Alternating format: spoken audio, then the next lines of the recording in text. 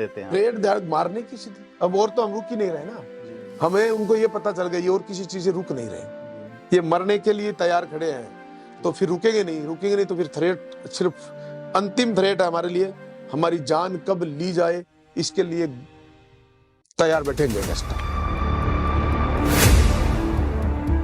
एक सीआई ने आत्महत्या करी, उसमें भी हमारे क्षेत्रीय विधायक का उस मुकदमा आज भी पेंडिंग है, आज भी चल रहा है। धन नहीं मेरे पास, बल नहीं मेरे पास, पार्टी की सत्ता में आने की बात हम करते जरूर नहीं आ पाए हम 30 साल में, तो हम सत्ता में भी नहीं आ पाए, लेकिन फिर भी लोगों ने मेरे को भरोसा जताया। उनके साथ कौन सा सामंतवाद हुआ, मोदी ने किया, अमित शाह ने किया, चूरू में किसी ने किया, राजस्थान में किसी ने किया, लेकिन मैं तो ये मानता हूं कि सामंतवाद तो उनका परिवारवाद ही सामंतवाद जो दुनिया को ले बैठा। वहां की चूरू लोकसभा क्षेत्र की जनता उनके परिवारवाद के सामंतवाद से अच्छे बोलने में तो मोर का उपयोग करो तो अच्छी बात है, नहीं तो फिर ये तो आप लोगों का भी बोल जाएगा, मोर बुलाने वालों का कब मोर बोल जाए, इसके लिए कौन क्या कह सकता है। पार्टी जैसा डिसीजन करेगी, मुझे अगर लड़ना है, पार्टी मुझे लड़ाएगी तो मैं लड़ूंगा, पार्टी किसी और को लड़ाएगी तो उसके साथ खड़े रहेंगे। निश्चित रूप से मैं तो कह रहा हूं अब की बार हाथी दिल्ली जाएगा। लोकसभा चुनाव में चूरू लोकसभा सीट जो है अब हॉट सीट हो गई है, क्योंकि 2 बार से लगातार मौजूदा सांसद राहुल कसवां कांग्रेस का दामन थाम चुके हैं। भारतीय जनता पार्टी वहां 5 बार से लगातार लोकसभा की 3 सीट जो है वो जीत रही है। 3 बार लगातार राम सिंह कसवां जीते, उससे पहले भी जीतते रहे, और इनके बीच में आए नरेंद्र बुडानिया, जिसकी वजह से तारानगर की सीट फंसी और जयचंद वाली कहानी निकल के कहानी यहां तक पहुंच गई कि राहुल कसवां, जो कि कमल वाली पार्टी के झंडा बरदार थे, पंजा थाम के खड़े हैं। हमारे बीच चूरू लोकसभा क्षेत्र में सक्रिय मनोज न्यांगली जी हैं। मनोज जी विधायक हैं सादुलपुर से। सर स्वागत है आपका। धन्यवाद आपका बहुत बहुत जी। आज बात करेंगे अपन चूरू पे। सर क्या दावेदारी जता रही है, बसपा का क्या रुख है और क्या मूड रहेगा? देखिए, बहुजन समाज पार्टी एक बड़ा समरसता का, सामाजिक समरसता का मिशन है जी, और ये बहुजन समाज पार्टी अपनी ताकत से, अपनी मजबूती से चुनाव को लड़ती है जी। अब बहुजन समाज पार्टी अब लोकसभा चुनाव लड़ेगी जी, और अपने पार्टी मुझे भी उम्मीदवार के लिए कह रही है, और भी उम्मीदवार हमारी लाइन में खड़े, जो हमारी पार्टी को उचित लगेगा, ठीक लगेगा, उसको उम्मीदवार तय कर देंगे, हम मजबूती से लड़ेंगे। देवेंद्र झाझड़िया 2 बार गोल्ड के लिए भाला फेंकते हैं, तीसरी बार श्रीलंका वाला आगे निकल जाता है उनसे, तो क्या लगता है इस बार बसपा का भाला कितना दूर जाएगा? क्योंकि 2014 में आप दूसरे नंबर पे थी आपकी पार्टी वहां। देखिए, बहुजन समाज पार्टी का यह हाथी जी, सादुलपुर विधानसभा से चलकर जयपुर की विधानसभा में आया, ये हाथी अब लोकसभा से चलेगा, दिल्ली जाएगा, हाथी जाएगा। हाथी जाएगा। तो मनोज जी वहां क्या अभी पॉलिटिकल समीकरण या माहौल देखते हैं? मैं समीकरण तो नहीं देखता, लेकिन मैं ये देखता जरूर हूँ कि इस बीजेपी और कांग्रेस के 70 साल के शासनों में कभी इसका बंदर बांट, कभी उसकी बंदर बांट, और ये बंदर बांट चलते चलते इन्होंने जनता को नजरअंदाज कर दिया है, और जनता हमसे लगाव रखती है, हमसे स्नेह करती है, और जनता ये चाहती है कि निश्चित रूप से बसपा हमारा तीसरा विकल्प और ताकत बनकर आए, तब इन बंदर बांट के लोगों को हम बाहर का रास्ता दिखाएं। इसलिए इस बंदर बांट को रोकने के लिए प्रयासरत है, जनता निश्चित रूप से रोक दे। आपसी राइवल जो जयचंद वाली कहानी शुरू हुई तारानगर सीट पे, आपकी पड़ोसी सीट है, राजेंद्र राठौड़ कभी जाट के खिलाफ चुनाव नहीं लड़े पहले, जितने भी उनका 10वां चुनाव था कुल मिला के। बनी पार्क से शुरुआत की, फिर चूरू हारे, फिर 7 जीते, जिनमें से एक तारानगर था, इस बार तारानगर में हार गए। तो कैसे देखते हैं इसको कि यह पर्सनल राइवल जो थी एक इलेक्शन हारने की, अब पॉलिटिकल में बदल गई है? देखिए, ये बीजेपी और कांग्रेस दोनों पार्टियों का परंपरागत विवाद है जी। ये किसी के हितैषी नहीं है, ये जनता के हितैषी नहीं है, तो आपसी नेताओं के हितैषी नहीं है जी। अब ये कौन किसको कौन जयचंद मानता है, ये तो उनका सब्जेक्ट है। मैं कैसे कह सकता हूं कि भारतीय जनता पार्टी और कांग्रेस के लोगों का है, और ये हालात तो आपने देखा है, पिछले 5 वर्ष में गहलोत साहब की सरकार चली है, उसमें उस सचिन पायलट के लिए गहलोत साहब ने क्या क्या शब्द कहे हैं, और किस तरीके से सचिन पायलट साहब ने भाग भाग करके सरकार को होटलों में बचाने का काम किया। तो ये ऐसे ही जचंद है सारी पार्टियों में, सारी पार्टियों में ये मतलब। इसलिए ये बहुजन समाज पार्टी एक दिन इस राजस्थान प्रदेश में हम लगातार प्रयासरत है, जनता हम पर विश्वास करती है, लेकिन ये धोखेबाज लोग, बीजेपी और कांग्रेस के लोग, जनता को 2 महीने में फिर भ्रमित करते हैं और वोट को बटोर के ले जाते हैं, 5 वर्ष तक कुछ भी नहीं करते, मैंने तो सदन में भी कहा एक दिन जी कि बीजेपी और कांग्रेस की बंदरबांट जी 70 साल से आपकी जो चलती आ रही है, इसको जनता ऊब चुकी है।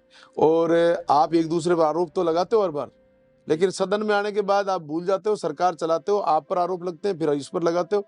2.5 साल तो आरोप प्रत्यारोप में चलाते हैं और 2.5 साल में कहते हैं हमने विकास की गंगा बहाते जनता को लागू कर, लेकिन फिर भी जनता का विकल्प एक दिन पूर्ण होगा, राजस्थान में बसपा सरकार बनाएगी। धोखेबाजी वाला आप कह रहे हैं, बसपा में जब भी 6 सीटें आती है वो उधर चले जाते हैं।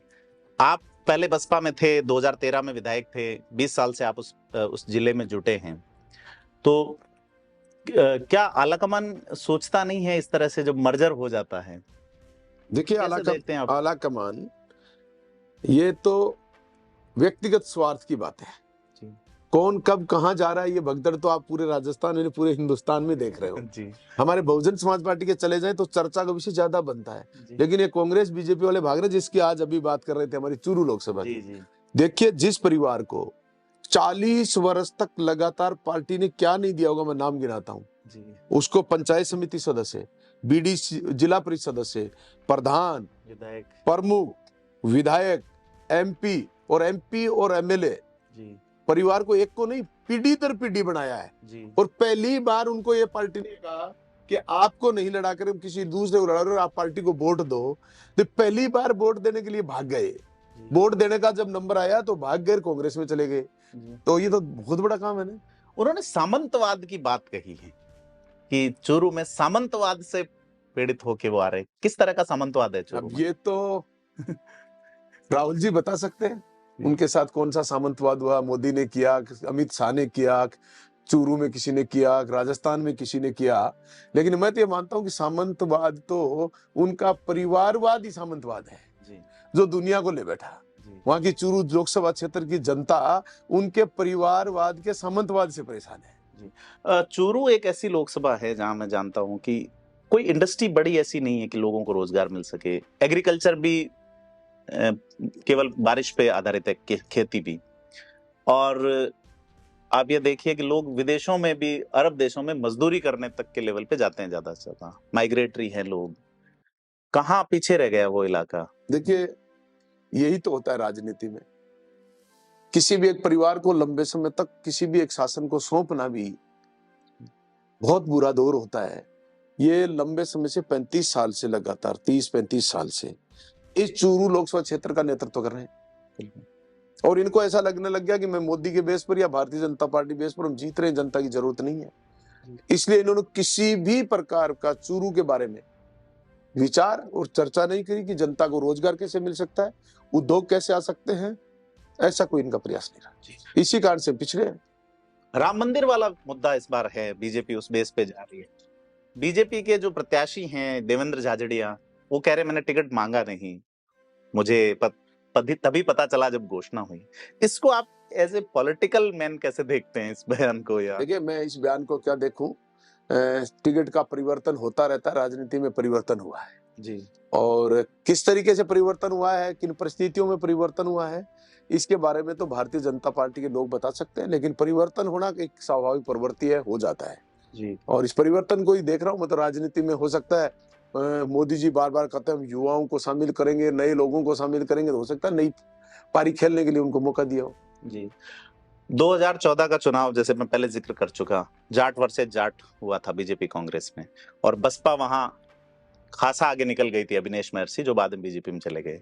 मनोज न्यांगली अगर इस बार आते हैं लोकसभा से चूरू से, आलाकमान अगर आपका कह देता है कि आपको चुनाव लड़ना है, तो क्या देखते हैं परिणाम? मैं तो सबसे पहले ये मेरी पार्टी का धन्यवाद करना चाहूंगा कि वो मुझ पर भरोसा करती है और विश्वास जताती है, और दूसरा मैं चूरू लोकसभा क्षेत्र के उन सभी मतदाताओं का जो मुझसे प्रेम और स्नेह करते हैं, मैं उनका बहुत बहुत आभारी और ऋणी हूं कि वो मुझसे प्रेम और स्नेह करते हैं। पार्टी जैसा डिसीजन करेगी, मुझे अगर लड़ना है, पार्टी मुझे लड़ाएगी तो मैं लड़ूंगा, पार्टी किसी और को लड़ाएगी तो उसके साथ खड़े रहेंगे। निश्चित रूप से मैं तो कह रहा हूं अब की बार हाथी दिल्ली जाएगा जी। ये मैं आपको पहले भी कह चुका हूं और ये दोबारा कह रहा हूं कि हाथी को जयपुर भेज दिया और दिल्ली लेके जाएंगे, क्योंकि हाथी की चाल मंद गति की होती है और वो जब धीरे मस्ती से चलता है तो लोग सोचते हैं कि नहीं पहुंच पाएगा, लेकिन ये इसकी गति और मंदता है ना, ये पहुंच जाता है, मस्त रहता है, कहीं कहीं पहुंच बिल्कुल। जाता है, मस्ती से पहुंच जाएगा। जी, ये इस इलाके में जिसमें शेखावाटी या उसमें एक और जानवर का जिक्र चलता है, मोर का, मोरिया बुला दिया। क्या लगता है किसके बोलेंगे या क्या है ये मामला? मोर देखिए, जिसका नाम लेकर लोग मजाक बना रहे हैं, कहावत बना रहे हैं, मैं तो कहता हूँ ये हमारे बड़ा सम्मान का प्रतीक है। मोर राष्ट्रीय पक्षी शब्द है जी, राष्ट्र के प्रति। जी, अगर उसको इस शब्दों से कहते हैं कि मोरिया बोल गया, तो मोर तो अच्छा बोलना चाहिए। जी, अच्छे बोलने में तो मोर का उपयोग करो तो अच्छी बात है, नहीं तो फिर ये तो आप लोगों का भी बोल जाएगा, मोर बुलाने वालों का कब मोर बोल जाए, इसके लिए कौन क्या कह सकता है। जी, तो बिल्कुल। मोर तो कभी न कभी किसी का न किसी का बोलता रहता है, बोलता है। तो मनोज जी, हमसे बात करने के लिए धन्यवाद और हमारी शुभकामनाएं आपके साथ हैं कि आपका हाथी दिल्ली जरूर पहुंचे। तो ये मनोज न्यांगली जी हैं, बड़ी शिद्दत से लड़ते हैं वहां पे, खास करके अनुसूचित जाति वर्ग में आपकी बड़ी पैठ है और उस इलाके से चुनाव लड़ते हैं, सादुलपुर इलाके। एक सवाल और रह गया, आपका सिक्योरिटी लेवल हमने बढ़ा हुआ देखा। आपके जो बड़े भाई थे उनका मर्डर हुआ था, क्या थ्रेट है, क्या कारण है इस तरह के? देखिए, मैं तो ये मानता हूँ कि मुझे अब कोई कारण है ना, जितने भी जी, वो सिर्फ राजनीतिक कारण है। जी, हमने जनता का प्रेम और स्नेह जीता है। हम जनता के स्नेह से विधानसभा पहुंचे हैं और मेरे सामने चुनाव लड़ने वाले वो तानाशाह और ताकत से लड़ना चाहते हैं।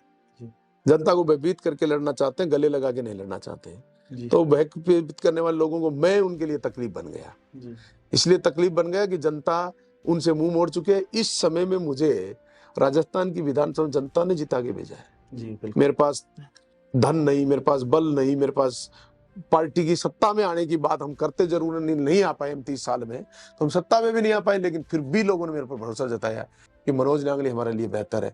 ये तकलीफ सामने मेरे बीजेपी और कांग्रेस नेताओं को बुरी लगती है, क्योंकि इस साल मेरे सामने जो चुनाव लड़ रहे थे ना, पूरी राजस्थान के नेता, पूरे मेरे राजगढ़ के नेता, पूरे हरियाणा के नेता और दिल्ली के केंद्रीय मंत्री तक वहां हाजिर थे। और उसके बाद जनता ने मनोज न्यांगली ने चुनाव जिताया। इसलिए मेरे से मजबूत वोटर और मेरे से मजबूत कार्यकर्ता इस पूरी दुनिया में किसी के पास नहीं है। जी, बिल्कुल। इसलिए मैं मेरी जनता थ्रेट्स किस तरह की देते हैं? ट्रेड दैट मारने की सीधी, अब और तो हम रुक ही नहीं रहे ना। हमें उनको ये पता चल गया और किसी चीज से रुक नहीं रहे, ये मरने के लिए तैयार खड़े हैं। तो फिर रुकेंगे नहीं तो फिर थ्रेट सिर्फ अंतिम थ्रेट है हमारे लिए। हमारी जान कब ली जाए इसके लिए तैयार बैठेंगे गैंगस्टर, इसलिए हमारे को थ्रेट। गैंगस्टरों का इलाका हो गया वहां पे, बड़ा इलाका है, बड़ा इलाका। हरियाणा के एंट्री पॉइंट है, तस्करी का बड़ा रूट है। एक सीआई वहां आत्महत्या कर लेता है पिछले साल, 2 साल पहले इस तरह की घटनाएं, राजगढ़ जिसको कहते हैं। उसमें भी देखिए तानाशाही की हद देखिए आप। जी, आपने जिक्र कर दिया, बताना पड़ रहा है। जी, एक सीआई ने आत्महत्या करी, उसमें भी हमारे क्षेत्रीय विधायक का उस मुकदमा आज भी पेंडिंग है, आज भी चल रहा है। जी, तो एक विधायिका का शोषण एक सीआई को इस लेवल का हो सकता है कि वो आत्महत्या करने को मजबूर है। तो फिर उनकी तानाशाही कितनी बड़ी हो सकती है आम जन के लिए, जिससे सुरक्षा लोग चाहते हैं कि हमें पुलिस प्रोटेक्शन देगा, और वही किसी राजनेता के कारण शोषण से मर जाए, तो फिर आम जन की प्रोटेक्शन कौन कर पाएगा। जी। तो मनोज जी, बहुत बहुत धन्यवाद एक बार फिर से आपका। और मनोज न्यांगली जी बड़ी शिद्दत से चूरू जिले में कोशिश कर रहे हैं। चूरू लोकसभा क्षेत्र जिसमें 8 विधानसभा क्षेत्र हैं, जिनमें भाजपा के पास सिर्फ 2 सीटें हैं, एक मनोज न्यांगली जी के पास हैं बसपा की, और राजस्थान में बसपा के पास 2 सीटें हैं, विधायक दल के नेता हैं। हमसे बात की, हम आपका बहुत आभार व्यक्त करते हैं और आपसे अपील करते हैं कि हमारे चैनल को लाइक, शेयर और सब्सक्राइब जरूर करें। धन्यवाद।